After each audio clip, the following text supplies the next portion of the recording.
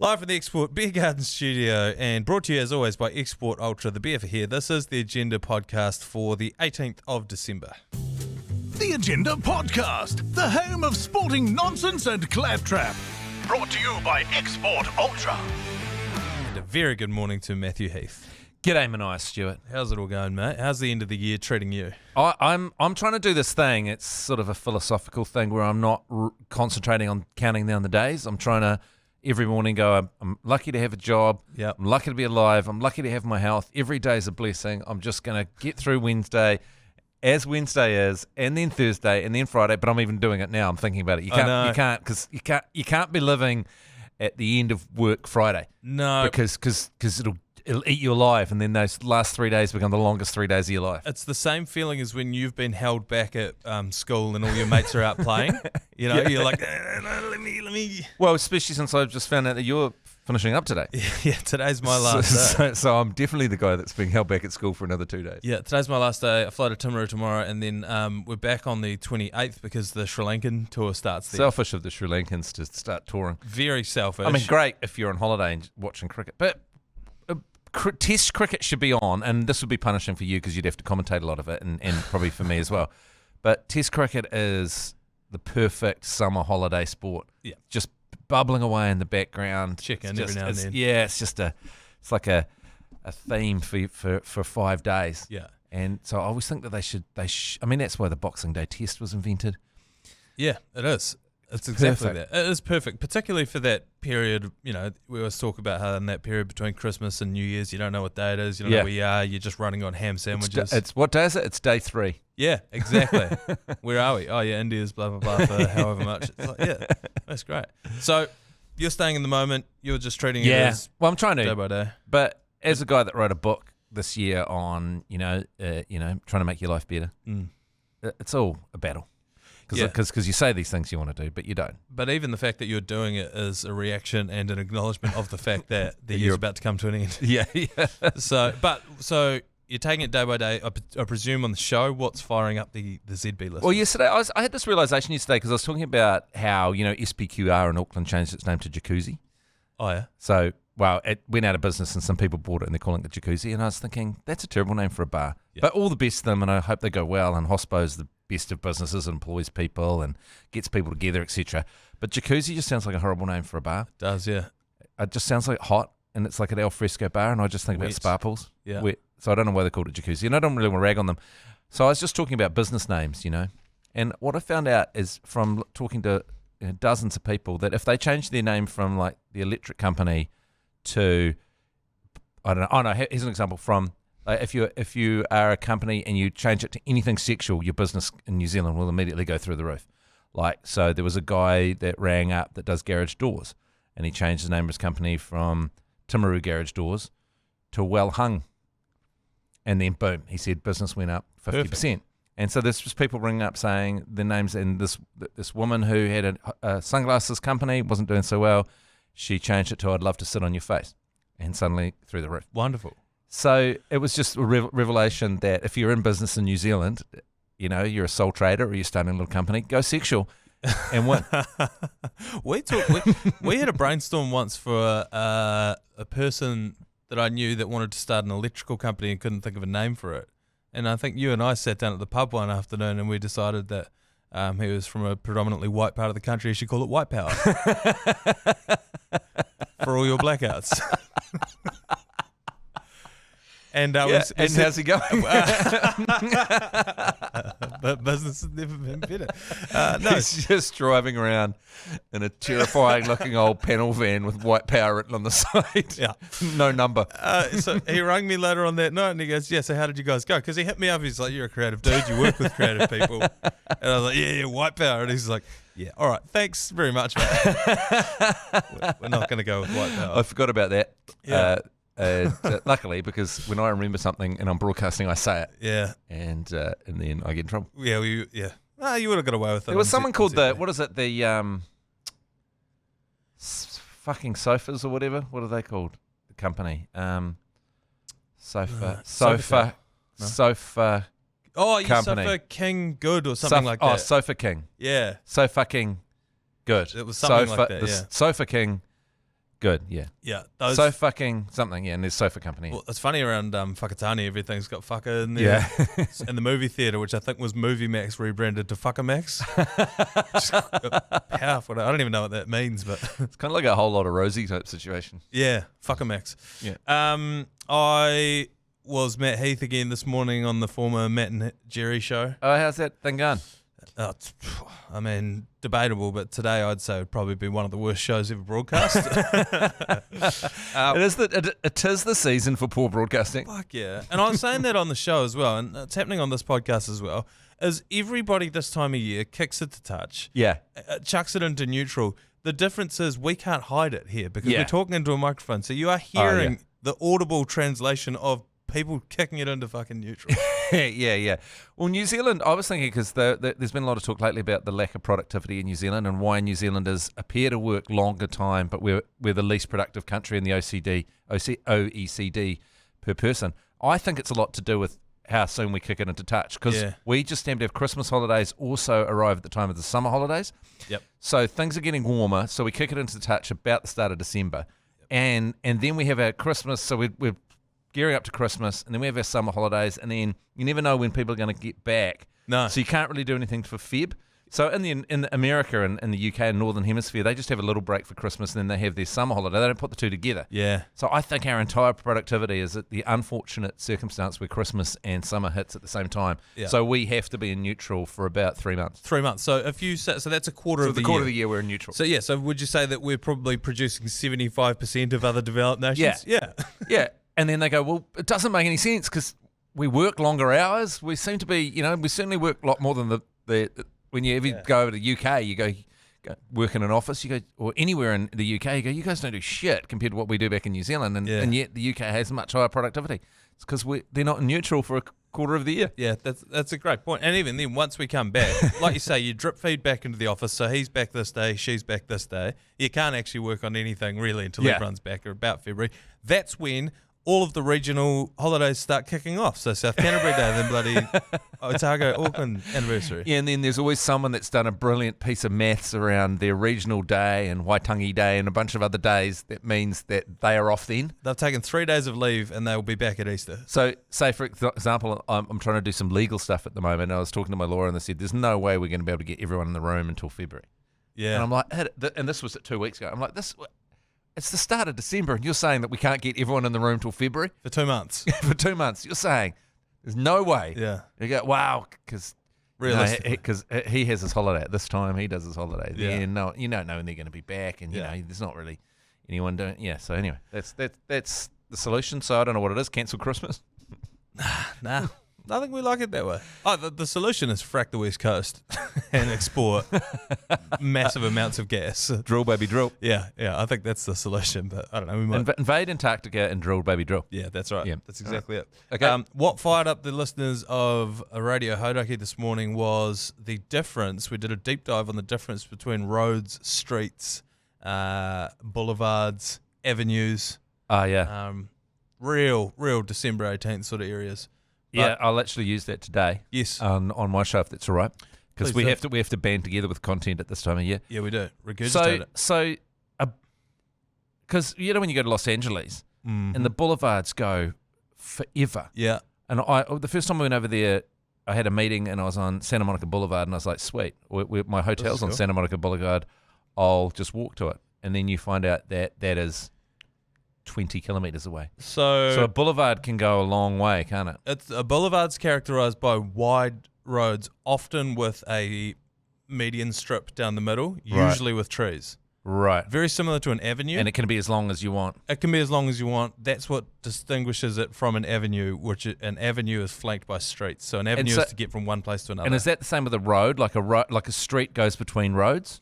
Not necessarily. A street has buildings lining each side, whereas a road doesn't necessarily. That's why we have Queen Street. Queen Street, country roads. So I'm on a terrace. Yes. Rossmay Terrace. That is more to do with the shape of the housing that's flanking that particular street. Do you live in a terraced house? Yes. There you go. That's why it's called a terrace. A close is a cul-de-sac because it's closed. The road. That makes sense. A crescent is a road that links from a street back to itself in a crescent shape. Right. So that's called a crescent. It can link two streets, but more often than not, it'll link the same one again.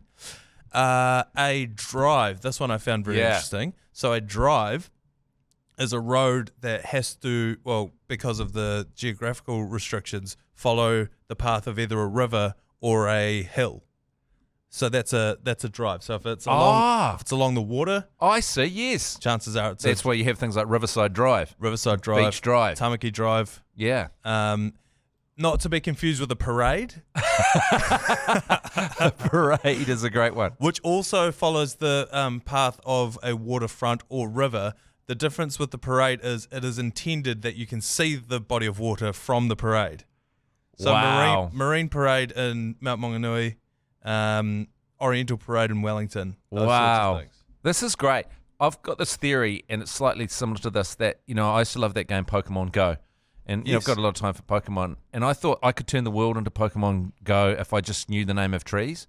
So then when I saw a tree, because I don't really know, I know what a Purakawa is, and Cody, and maybe a Tuatara, and maybe a pine tree, and a monkey puzzle tree. That's about it. Oh, yeah, monkey puzzles are sick. Yeah, and so when I see any of them, I go, oh yeah. And then I get quite excited. So if I learnt all the trees, then life would be more exciting, like playing Pokemon. So it's the same with the roads. If you go, I'm on a parade.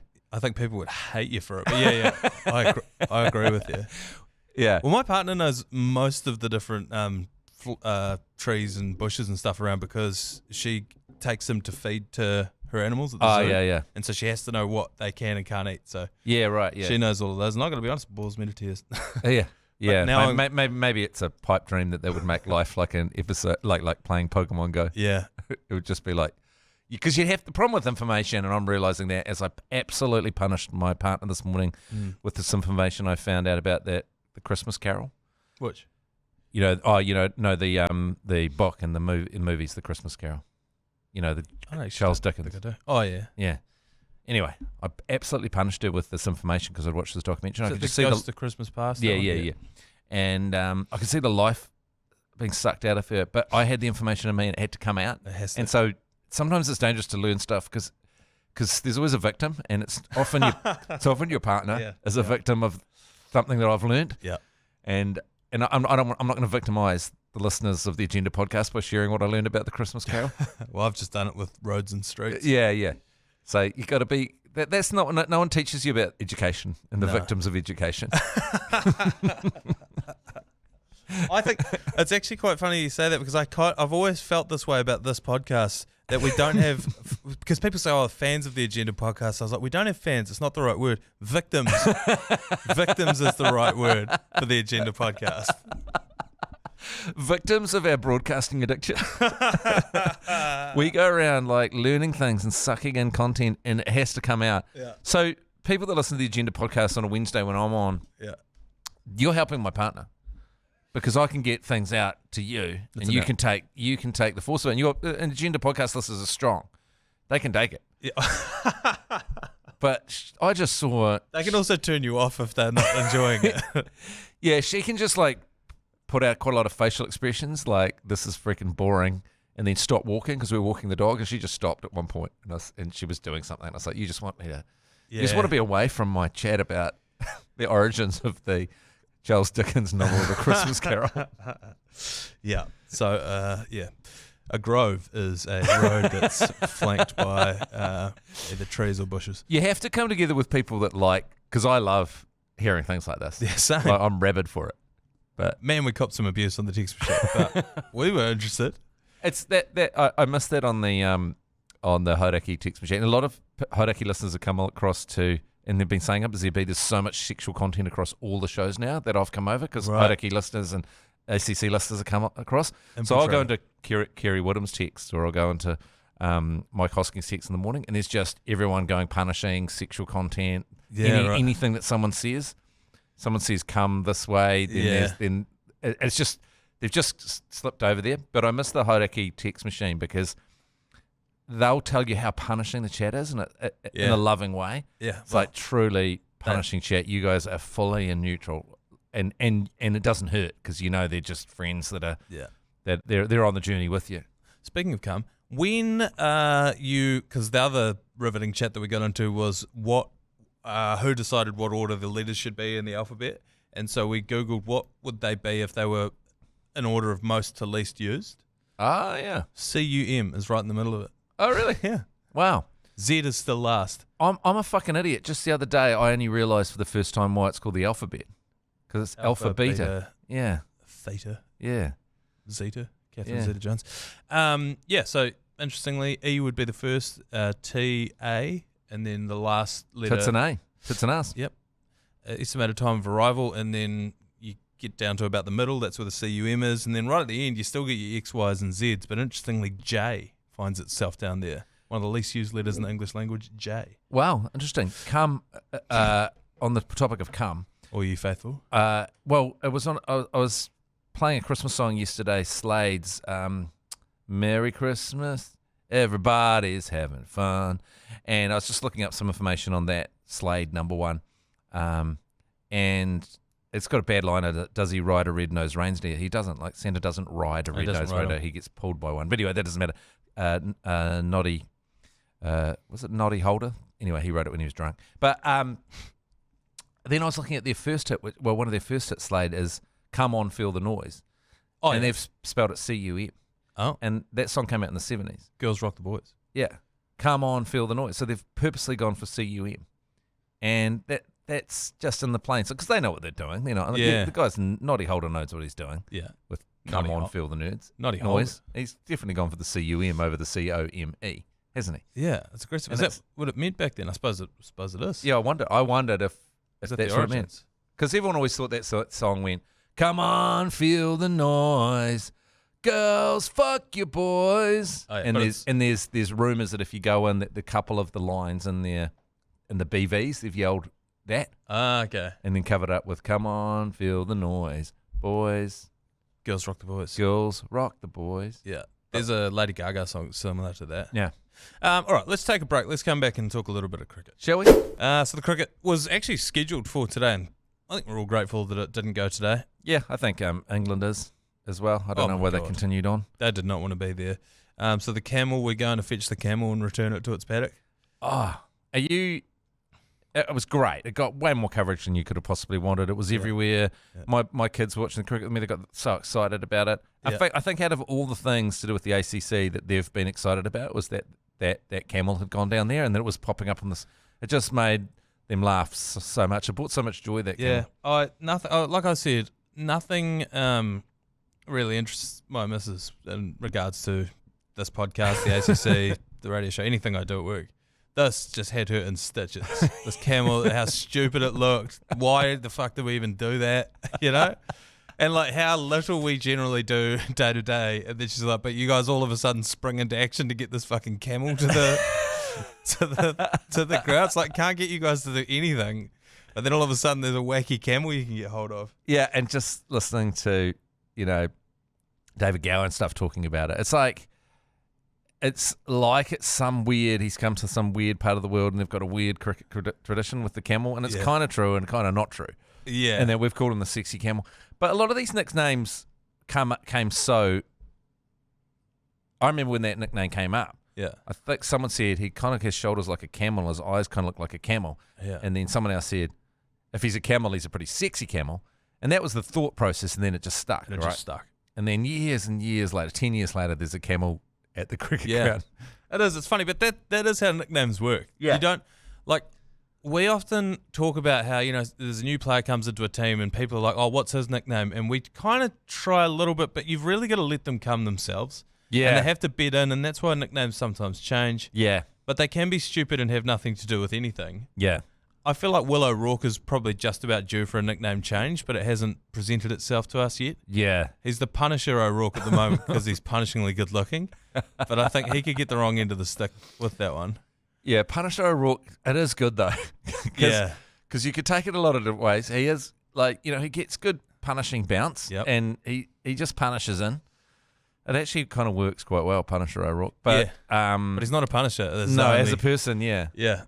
It's like, there was one the other day that someone was asking about why they were called that, and it was so so hard to explain. I would describe the nicknaming process, not just for the ACC, but just for people in general. Let's be honest, dudes. Chicks don't really give each other nicknames like that. No. But I would liken it to discovering pounamu in a river. So the belief around pounamu is you don't find it, it presents itself to you. And, obviously you can do things to put yourself in a position to have it presented to you. It's kind of like the One Ring. It's like the One Ring. Yes, that's right. When it's ready, it will present itself to you and you'll be the rightful owner of it. And that's the same thing with nicknames. When they're ready, they will present themselves. Yeah, and that's why you can't make one up for yourself. Yeah. And that's why my mate Spooge is just campaigning constantly to get his nickname changed from Spooge. But again, that means he's just solidifying it every time he complains. Yeah. Because that's what we want, to be honest, is to get a rise out of him. Because Phil doesn't do it. So we're like, fuck it, Spooge. Yeah, I mean, I'm going to waste my life calling you Phil. Yeah. Spooge brings me a little bit of joy every time I do it. It's like the fuck South Canterbury thing. Yeah. The consequences of which I'm going to have to face over the next few days in South Canterbury. The more I don't complain about it, because the more I complain about it, the worse it's going to get. The only person that's ever managed to successfully negotiate their way out of a bad name was Grot Lane. And he said, I just can't go back to being called Grot Lane. Because one day, me and Jerry were just sitting there and he goes, I just remember at boarding school, we used to call him Grot Lane. I said, why? He's so grotty. He's this grotty little guy. So we called, he's actually a massive guy. He was just grotty. Yeah. And you can imagine him at boarding school would be so grotty, G Lane. I mean, he's pretty grotty now. Yeah. And he just said, look, I can't, I've got kids now. I can't be Grot Lane. And then he negotiated with us and he said, well, would you call me G Lane? Yeah. And we said, reluctantly, we I don't know why. It's because sometimes he fires up and he's quite scary. Yeah. You know when he fires up? When Dad fires up? Yeah. When Dad fires up, it's full noise. So I think he successfully negotiated from Grot Lane to G, which is, we still know. I know, I still think Grot when I say it, but it was a negotiated middle ground. We weren't willing to go back to Mike Lane. Yes. We weren't gonna cede all our ground. No, it was a two-state solution. It was. That's what it was. It's like, we will allow you to refer to yourself as G Lane.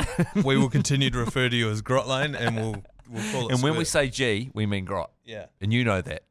But that G Lane's been very successful as a nickname. I mean, that's what people call him. The funniest thing is at that Movember Better Man game that they played down in Hagley Oval about a week ago, they put his name down as Mike G Lane, but the G was in inverted commas as if that his nickname was just G. Like they call him G. I was like, that is pretty funny.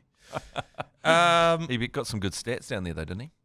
Oh, mate, he took 4 or 5 wickets. 5 for 12. 12 or something? 5 for 12. Yeah. No, 6 for 12. I think he took 13 wickets in that innings. Yeah, it was ridiculous. And famously, Hurley got yanked by Kieran Reid as well. Did you hear this? No, I haven't. So Hurley went out there to bat. Kieran Reid's their captain, and he was just batting so slowly. And I think someone got retired at the other end. And when Lane went out there, Kieran Reid said, "Go and tell Ben Hurley to come back in." And so when Lane went out there, Hurley goes, because he was carrying a helmet, and he's like, have you come to bring me a helmet? And he goes, no,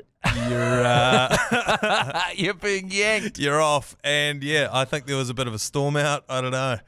And then afterwards, apparently, Aaron Major was part of the team, and Lane said that Aaron Major said he was so happy because his entire playing and coaching career, he had never had a story about Kieran Reid being a dick.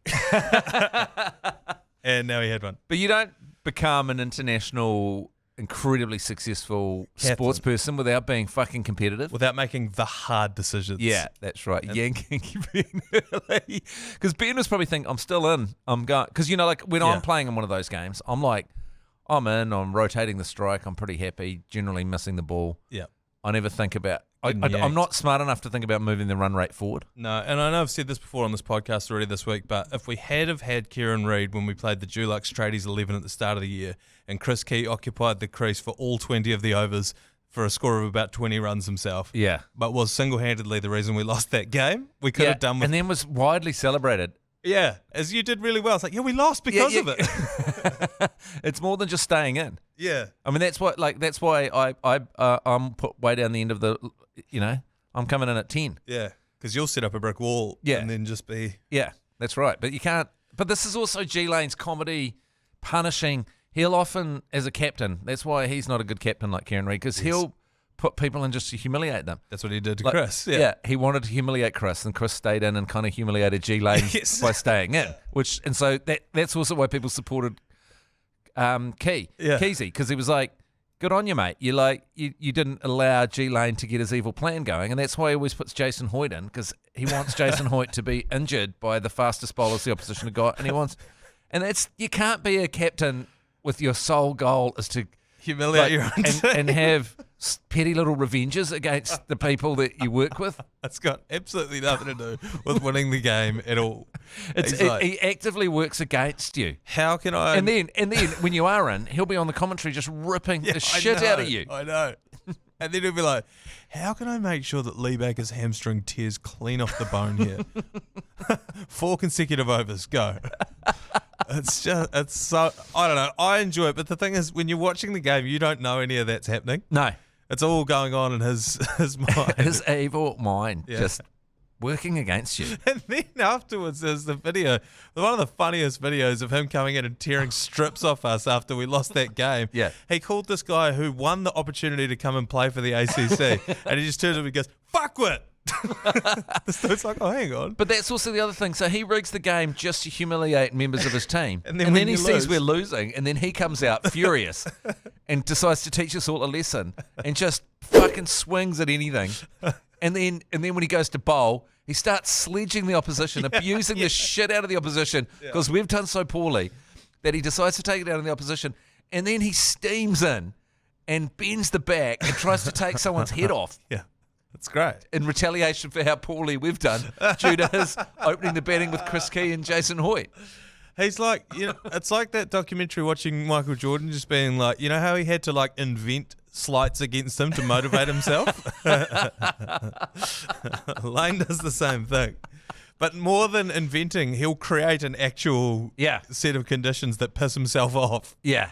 And then we're sitting in the awkward position of being quite friendly and having beers with the team, and him just fucking ripping some poor painter to absolute fucking pieces at the crease. Yeah.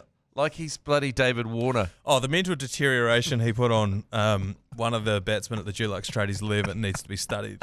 It was like they were just so back and forth, and then he chirped him on the way out. And it's like being captain, and actually it's like the whole ACC's it's like you've been run by a psychopath. And when I say like, it's exactly like. No, what I mean is we're being run. This whole operation's run by a psychopath. Yeah, but the byproduct of that is camels get into the ground. Yeah. Oh, caravans. The upside is far in advance of the downside. Yeah, that's right. You have to, only a psychopath would source a camel and take it to the ground. You're right. All right, some sports things to talk about. I can't be fucked. Let's take another break, and we'll come back with yours, please. Just before we do, we're offering a once-in-a-lifetime opportunity for a motivated, hardworking, and professional person to join our team as the Export Ultra intern in Vegas next year. To apply for this internship and to get stuck into some hashtag work, quote-unquote, in Vegas, flick us a message on Instagram or Facebook and tell us why you should be our Export Ultra intern in Las Vegas. Text intern to 3236 for all of the details. We'll be right back with yours, please. Yours, please. Brought to you by Leader, home of the lasagna topper. Okay, just a couple to get through. First caller here. Yours. Just before we go into that, this podcast operates in a cone of silence, doesn't it? Like that stuff we were saying about G Lane, it's not going to get back to it, is it? I can guarantee you he won't listen to it, but I can also guarantee you it will get back to him. So as long as in future yours pleases, none of what we said gets back to G Lane. Yeah, okay. Okay. I'm with you. So we're like, everyone listening right now, you and me, Adam, here, cone of silence. Yeah. Because if this gets out to G Lane, the revenge that he'll have on us will be, we'll feel it for generations. I think that probably no one was going to until you just said that, and now I think there's a few people who are going to make it their life's work to make sure that he hears what we just said. Amateur hour for me. Anyway, we'll see. First call, yours please. Morning, fellas. I've got an idea. It might be a lame idea. Feel free to ignore it, just like my missus does. Have you guys thought about doing a live agenda podcast? You guys could run like a live, yours please, have the dump button, get those fuckers out of there. Run the old fucking half-baked sports ideas where halfway through the show, by the time Manaia gets baited as, you can figure it out. Love yous. Fuck. Oh, it's good text. By text, I mean, that's clearly not a text. It's a talk back. I mean, that'd be great. We should do a live agenda. Well, pull you guys behind the curtain a little bit, and I hope Gillian doesn't hear this, but the reason we were doing our drive-bys on the grounds is because we did look into that. We were going to do some sort of ACC live event thing. In a pub. Yeah. Agenda record. I don't know if it was, I don't know if it was going to be the agenda or just an ACC, because there were like intimate evenings with the ACC. Yeah, but there was nothing happened at them. That was the weird thing. We'd just turn up and everyone would be drunk and we'd just talk to people. One-on-one podcast. Yeah, but I think that was before we had the podcast. Yeah, because it was. Because, we've done a few. We did a few with the Matt and Jerry show. Yeah. And they're quite good because there's actually, it's not like stand-up. It's not like speeches. It's just, you know what I mean? It's better than that because you get on stage and then you talk and then people are entertained. Or not. Yeah. Yeah.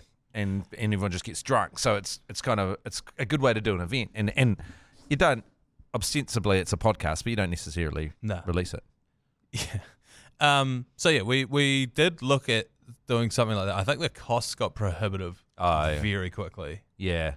But you just do it like one of those big show wounders. You don't need to overthink it. No, well, I guess the issue for a lot of those venues were, why would we bother doing that when you can't guarantee anyone's going to show up, when we could just keep running this as we normally do.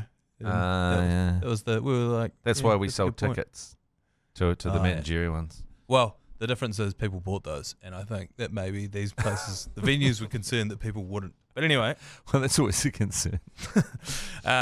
Good to know that at least one person would have, so thank you very much. I haven't sold tickets to my book launch. You did, or you haven't? No, I did when I did my book launch. Yeah. I was like, I can make money out of this, so I sold tickets to it. And there's something about selling tickets that makes it's the same shit, but because you've sold a ticket to it, people go, oh, it must be worth more. People are locked in. Yeah, I don't know. Anyway. Bye-bye. Another caller here. Yours, please. Yeah, okay, lads. Hey, pub scenario window here. Hey, got a new one for you. It's called a mil for a mil. Every time you beat your meat, you lose a millimetre, but you gain $1 million. So the question is, how small are you going to go? You're just going to take 10 mil off the top, or you're just going to beat that thing down to a nub? Cheers, lads. I'm saying that's an interesting thing. I think if you were, out and about in the prime of your life in your late teens, 20s, then that length is potentially important for your ego. But once you've had a couple of kids and you're hooked up, I mean, what really is that doing for anyone? Yeah. I mean, you might as well. I'd definitely take a couple of centimetres off 20 million. Yeah. 20 mil is so much money. A couple of centimetres off for 20 mil? Couple of centimetres off for 20 mil. Yeah, I'm taking that. Yeah. Yeah. Fuck yeah. I love the way he phrased it. Beat that thing down to a nub. 20 mil to take 2 centimetres. I presume it's not mutilating it in any way. It's not like taking the final 2 centimetres off. I presume it just shrinks. Yeah. But hang on a minute. Every time. Yeah, I mean, because I'm looking at a different way. I'm looking at a money-making thing. Yeah. But you have to do but you only need $1 million a year. So if you take $1 million a year, so yeah, it's just the problem is that you're going to want to, and it doesn't count like a hands-free. No, I like think a hands-free. Yourself. So hands-free is when you're making love to a woman, right? Yeah. So hands-free or a man. Yeah, hands-free. Well, yeah, but yeah. So hold on, you've hit on a pretty important thing here. So is it every time you do it, it happens whether you intended it to or not? Yeah, I think that's the thing. Yeah, okay, because that's a different. But issue. I think you could convince your missus if there was $1 million coming for her, whatever magic curse has been put on it, for her to help you out. Every time you leave me to my own devices, it's going to cost you, by way of costing me $1 millimetre. Yeah, but if you do it, then we just get $1 million and no one gets hurt. Oh, no, you don't get the million, do you? Well, that's what I'm wondering. If you get someone else to help, do you still get it? I guess if you're not risking the millimetre, you don't get the million. You don't get the million. Yeah, that's right. But that is a good way to just have a freebie. So what I'm saying is, then every year you're doing it, so $1 million, because I think most of us could survive on $1 million a year. Not Jeremy Wells, he obviously couldn't, but most of us could. Yeah. So I think once a year, so you're going to have to go full Catholic and every sperm is sacred. Yeah. Once a year you get the mil and lose the millimetre, right? Yeah. Oh, that'd be great. But then you make a caveat with your missus that you're going to have to help me out with some of my frustrations, and we're going to have to keep pretty regular with the sexual activity. But the shower won't smell as bad. Yeah. So there's... And then, so you do that for 40 years, and you've lost 4 centimetres, and then... You're into retirement anyway at that point, so bugger it. Yeah, just stay off the purple pills and shut up shop. Yeah, I think it's a great idea. And yeah. So who's offering this? 20 mil. Yeah. Yeah, where do we go? Sign me up. We're keen. All right. Thank you very much for that. That is, that's the last podcast for me this year. I'll be back again next year to punish your ear holes. That'll be the last one for you as well. I don't think we're coming back next. Oh, next week's Christmas anyway. Yeah. It'll be Christmas Day, won't it? Yeah. Or something like that. Allegedly. Boxing Day, or who knows. Lane will be back tomorrow with another episode of the Agenda Podcast. All right, so there's a good chance he'll reach out to me.